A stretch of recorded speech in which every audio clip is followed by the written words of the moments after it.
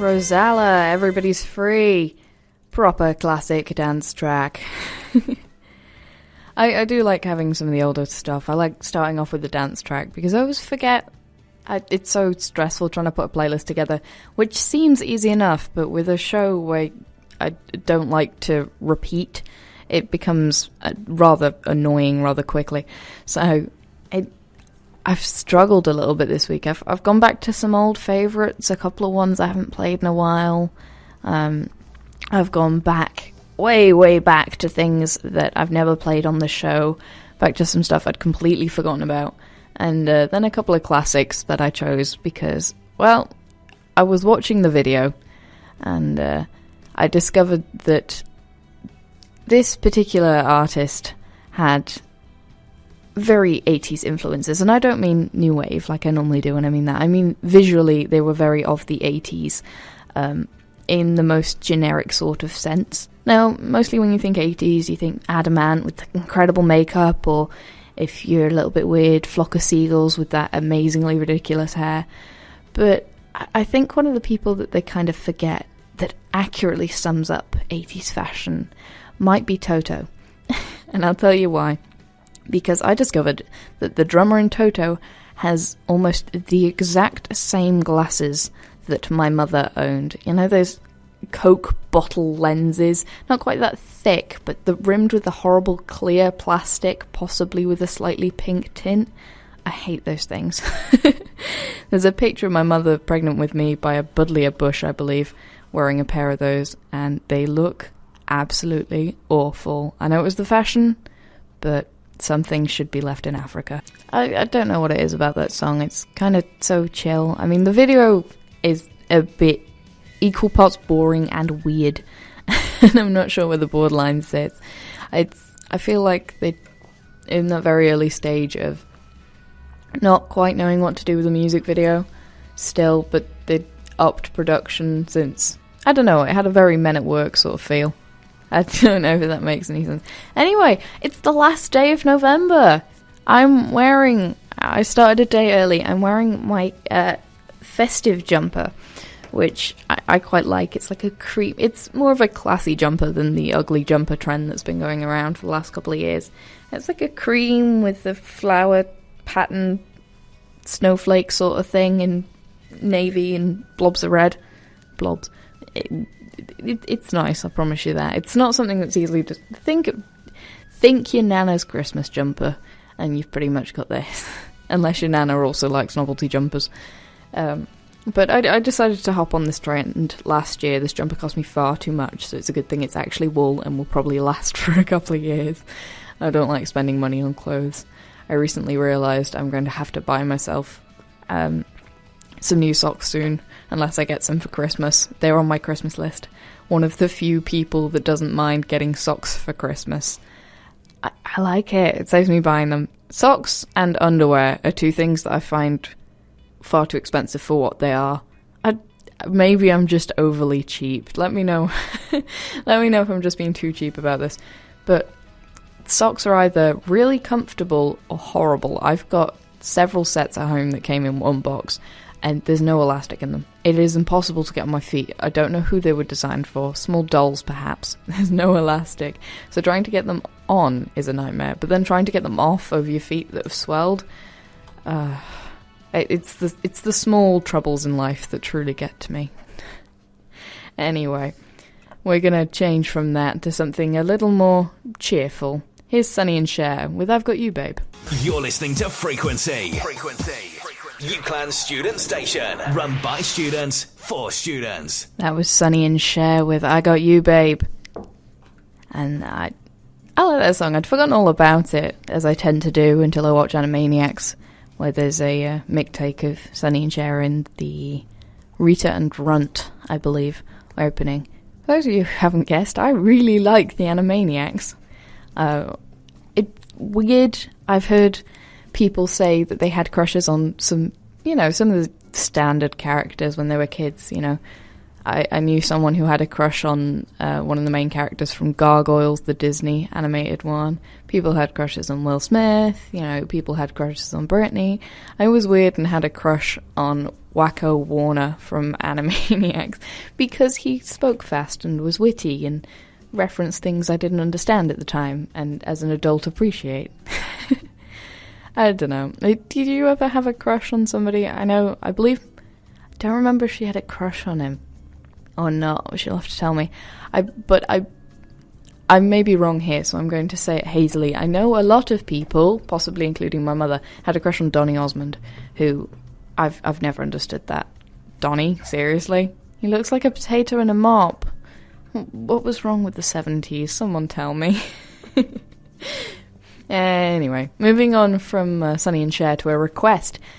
And I'm going to have to immediately turn down one request, which was through my dad.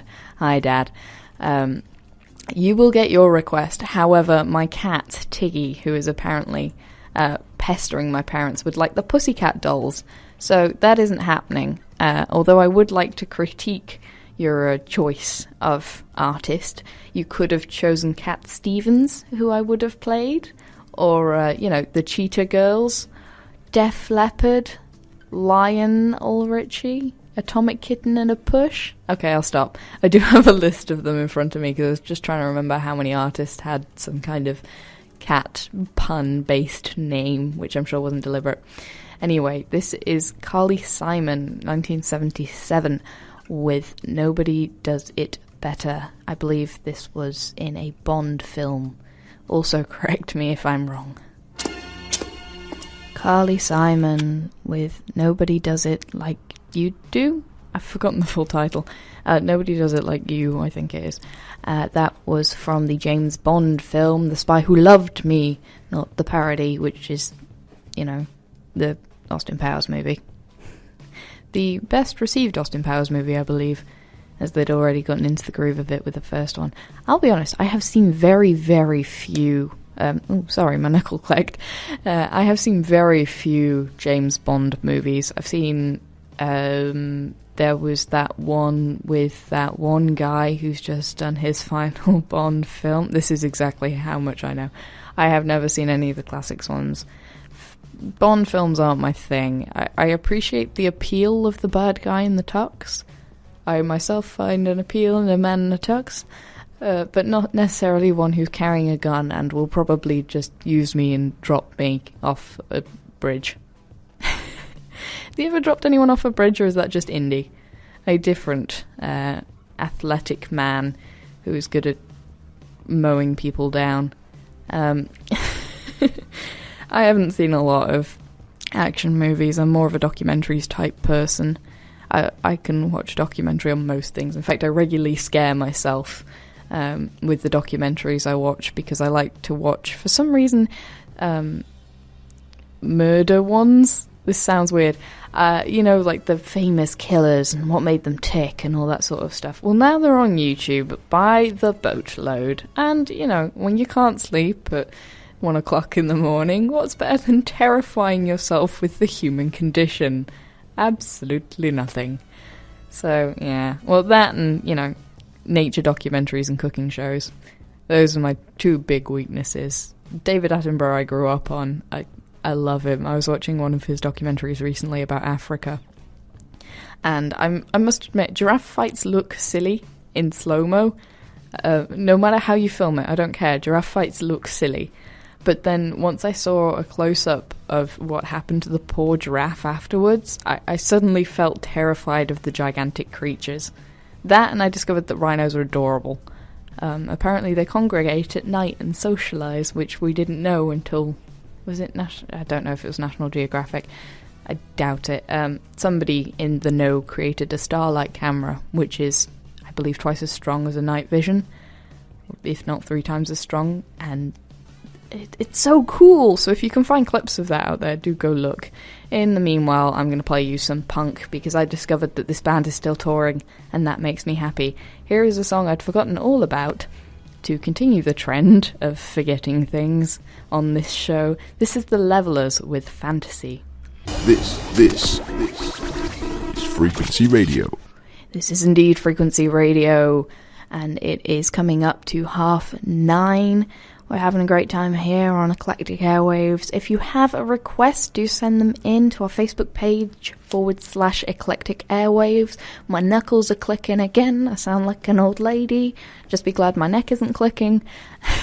I have the ability to click my neck with force, occasionally sometimes by accident, but usually by grabbing the chin on top of my head and giving it a twist, and it freaks my flatmate out something criminal. Usually he's fine with it, but if he's hungover, it freaks him out something awesome. It's a great laugh for me because I've discovered apparently it makes a great party trick, which is good because I didn't really have one before this, but it's an odd thing to discover, I'll tell you that much. But yes, I'm feeling old and clicky, not helped by the fact that Christmas is coming up, as I keep saying, because I'm equal parts dreading and looking forward to this Christmas, because this Christmas I do something different and go somewhere else for New Year's. Now, normally I spend New Year's in Wales with my family, or failing that, with a bunch of friends. Still in North Wales, but this year I'm travelling twice. First, I'm going down to Brighton to be with our extended family, my auntie, my uncle, and my 2 cousins, and that's always good fun. But from there, I'm having to travel to Nottingham on trains at Christmas, the sacrifices I make, to go and spend New Year's there with some people I like. So I intend to be very stressed and quite possibly very ill when I get back in January. So this is an adventure this year. We get to see how well I deal with this. But in the meanwhile, talking not quite about travel, but certainly about different places, here's the Vapors with Turning Japanese. Turning Japanese, the Vapors. Again, it's something very, very 80s about that video. It's so, I don't know, the band, and then actually something I noticed about that band is they really, really liked having their drummer at the front of the band. I suppose because they got ignored so often, the different setup was eye-catching. I don't know what it was, but it was cool. The Vapors famously discovered by The Jam and then later overshadowed by The Jam. Apparently their other album was quite good, not as silly as Turning Japanese, but still quite good, so I may have to check them out at some point.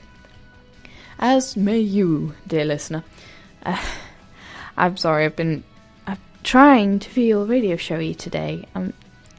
Not normally we just have a conversation like I'm sat in my living room and you're sat with me, but I've been listening to the podcast Welcome to Night Vale again, or some of my favourite episodes anyway. I've not moved on from the plot where I was last because I've forgotten where I was. You ever do that? You watch something for so long that you kind of lose track of where you are? No, just me. But yeah, and their radio show host has a very beautiful deep voice. It's very enthralling to listen to. Helped by some great writing, and they have a book out now, which I know for a fact someone I know has asked for Christmas. So I will steal it from them and read it and tell you all about it, and we can have a little book club corner, and it will be awkward and lovely, I'm sure. Anyway, here's a flashback to my past with this song, which I forgot the title of for a very long time. We ended up Googling it once we finally remembered some lyrics. I don't know how we forgot. It is the only song this woman has ever done that I've ever really enjoyed, and it's a power anthem, I guess, a girl power anthem. Yeah, it's one of those classic early 2000s ones. It's Kelly Clarkson, Since You Been Gone, the letter U by Kelly Clarkson, my girl, and, you know, I like that song, single. I have no idea what the rest of the album was like. I never really looked up singles artists. I know she still has a career-ish, by making more power anthems and not doing much else. Getting pregnant last I saw. That might have been a couple of years ago, though. I don't read magazines. Does anyone read magazines anymore, or does everyone just take what the internet says as fact? Not that magazines were much better, but you know what I mean. Anyway, we'll make this section, short and sweet, by playing another little track very, very quickly now, because I would like to dedicate this one to someone. Now, I know he's not listening in, because I'm sure he has a lovely headache, but this one goes out to my man Al. Hi, Al. I know you're poorly, you lay in bed, you've managed to catch this sickness bug, which is incredible with your immune system, you giant tree trunk of a man. So here is You Can Call Me Al by Paul Simon, because when you came on the show, this is what we introduced you with. So, as I said, here is Paul Simon with You Can Call Me Al. Paul Simon, You Can Call Me Al, or You Can Call Me Paul Simon, as I was trying to say. You may not call me Paul Simon, for I am Mr. Simon. I'm not sure where I'm going with this. All I know is that he worked with Chevy Chase on that track, and it is rather infamous that Chevy Chase is atrocious to work with. He's very opinionated, apparently. Fun tidbit that I have no backing for. Trust me on that one if you dare. Not like anyone's going to argue. Who defends the ego of Chevy Chase? I wonder. Perhaps the 4x4s. Anyway, I'm going to play a game now called Name and Shame. If you have any fun stories along these lines, please do send them in, because I will read them out. So we'll see how long we can keep this going. This is a story based around charades, you know, the hand game, or charades, if you poncy, and speak RP, like no one. No, if you charades, you have to act out certain words using your hands and not being able to speak or make noises. Many people lose by making noises, but we had one where we were playing a game and this lovely lady had to guess. Now, we all felt kind of confident in her. She seemed to know her stuff. She knew video games. She seemed to know films. Until we tried to get her to guess anything. Now, Leah, yes, calling you out. Leah did not know who David Bowie was, did not know what the Railway Children was, and did not know how to draw a badger in a game of Pictionary. How do you get confused between a raccoon and a badger? So this is Name and Shame for the lovely lady Leah, who did not know the difference between a raccoon and a badger, who David Bowie was, and what the Railway Children was. And here's another person musically that you may never have heard of. This is The Cult with Love Removal Machine. Love Removal Machine, The Cult. And that was great. And I have a guest. Hi, friend. Hi again. So we were having a really interesting conversation about interview questions, I believe it was. It was. And you got asked a really weird one in your practice one, didn't you? I did. It was how many petrol stations are in Lancashire? Who knows this? That's my first question. Who goes around and counts? It's not 60. It's not 60. For those of you in the know who can math, do let us know. No, I wouldn't know. I mean, would it be more or less? I don't know, because I'm bad at geography, even though I did geography GCSE. Because the geography I did GCSE, it was more the economical geography.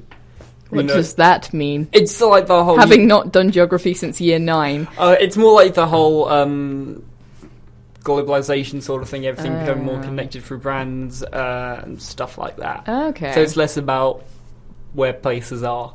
Number of things. Yeah. Have a random number. So you have a question for me. Yes, it's one of those questions that the interviewers like to chuck at people to make them think on their feet. Okay. Which is, why are manhole covers round? So they don't fall through? Correct. Hey! Yeah, alright. Because the circle's the exact same length, the diameter's the same, well, radius is the same all the way around, so no matter where you turn it, it won't fall through. Whereas a square, it's actually longer across the diagonal, so if it was square, you picked it up, turn it around, and you could just drop it straight through. Aha! So that is why they're round. Why are they called manhole covers? Because we stick men down them, that's my best guess. I don't know. I know the reason why pizza boxes are square and pizzas are round. So you can get them out, because if pizza boxes were round, it's harder to get them out without completely deconstructing the box. Although they have discovered that you get more donut if you make square donuts, which are a thing in Japan. Yeah. This needs to be tried. Yeah, square donuts, you actually get more because of the corners. But the molds are harder to clean, so... Interesting facts here tonight. Completely pointless, but utterly interesting. Speaking of something completely pointless but interesting, here is Deep Blue Something with Breakfast at Tiffany's, a song which has some very odd, kind of depressing lyrics. Define odd. odd as in the only saving grace of this guy's relationship is they both kind of maybe like the film Breakfast at Tiffany's. Oh, okay. Yeah. Here we go. That was Deep Blue Something with Breakfast at Tiffany's. A fun little song, I feel. And now we're going to sign off and we're going to leave you with a track I have been really enjoying lately. And again, it's one of those ones I forgot about, and I'm not sure why, because it is a lovely song.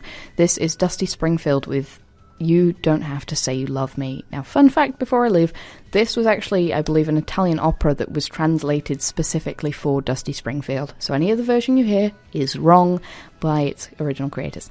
So, happy Monday, good night, stay tuned if you would like to hear some classic rock from Gwillem, who was speaking to us earlier, and enjoy. I'll see you next week.